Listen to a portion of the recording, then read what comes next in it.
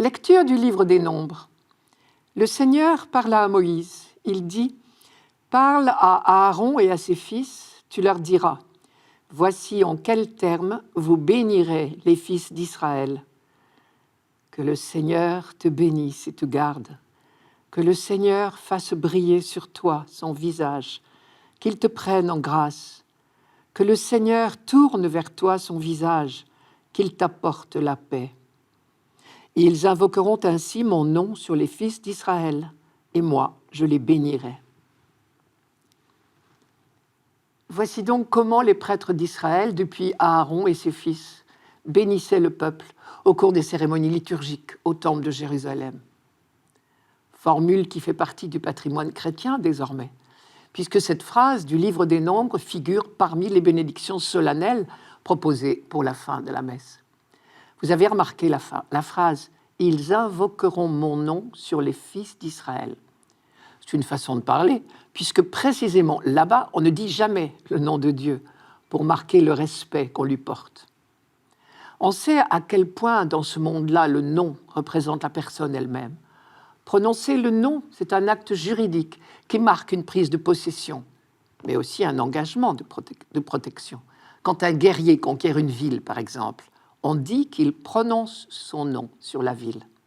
Et le jour du mariage, le nom du mari est prononcé sur sa femme. Là encore, cela implique appartenance et promesse de vigilance. Quand Dieu révèle son nom à son peuple, il se rend accessible à sa prière. Et réciproquement, l'invocation du nom de Dieu constitue normalement un gage de bénédiction. Par voie de conséquence, les atteintes portées au peuple ou au temple de Dieu constituent un blasphème contre son nom, une insulte personnelle. Et du coup, nous comprenons mieux la phrase de Jésus. « Ce que vous avez fait au plus petit d'entre mes frères, c'est à moi que vous l'avez fait. » Sur toutes les personnes que nous rencontrerons cette année, nous pourrons nous dire que Dieu a posé son nom.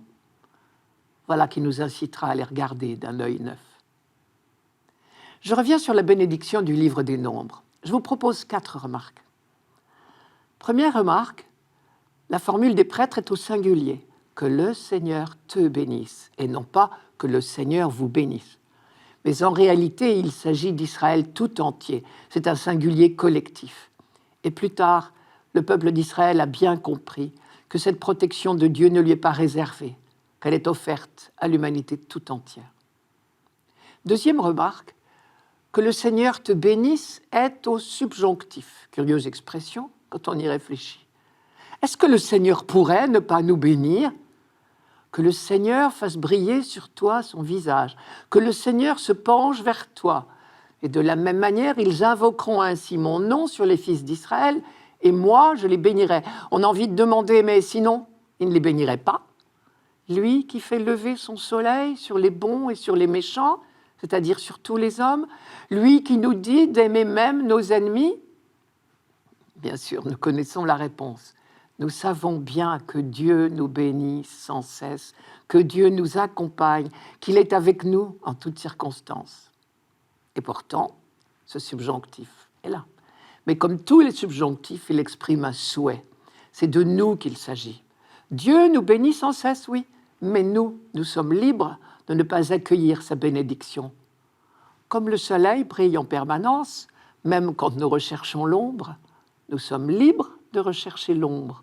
De la même manière, nous sommes libres d'échapper à cette action bienfaisante de Dieu. Celui ou celle qui se met à l'abri du soleil perd toute chance de bronzer. Ce ne sera pas la faute du soleil. Alors, la formule « que Dieu vous bénisse », c'est le souhait que nous nous mettions sous la bénédiction de Dieu. On pourrait dire « Dieu nous propose sa bénédiction » et sous-entendu, libre à nous de nous laisser faire ou pas. Ce subjonctif, justement, est là pour manifester notre liberté. Troisième remarque en forme de question. En quoi consiste la bénédiction de Dieu ? Que se passe-t-il pour nous ? Bénir, c'est un mot latin. Benedicere, dire du bien. Dieu dit du bien de nous. On ne s'étonne pas que Dieu dise du bien de nous, puisqu'il nous aime. Il pense du bien de nous. Il dit du bien de nous. Il ne voit en nous que ce qui est bien. Or, la parole de Dieu est acte. Il dit, et cela fut, dit le livre de la Genèse. Et donc, quand Dieu dit du bien de nous, sa parole agit en nous. Elle nous transforme, elle nous fait du bien. Quand nous demandons la bénédiction de Dieu, nous nous offrons à son action transformante. Quatrième remarque, ce n'est pas pour autant un coup de baguette magique. Être béni, c'est être dans la grâce de Dieu, vivre en harmonie avec Dieu, vivre dans l'alliance. Cela ne nous épargnera pas pour autant les difficultés, les épreuves, comme tout le monde. Mais celui qui vit dans la bénédiction de Dieu traversera les épreuves en tenant la main de Dieu, si je peux dire. Béni, tu le seras plus qu'aucun autre peuple, promettait Moïse au peuple d'Israël. Le peuple d'Israël est béni, cela ne l'a pas empêché de traverser des périodes terribles. Mais au sein de ces épreuves, le croyant sait que Dieu l'accompagne. En cette fête de Marie, Mère de Dieu, tout ceci prend un sens particulier.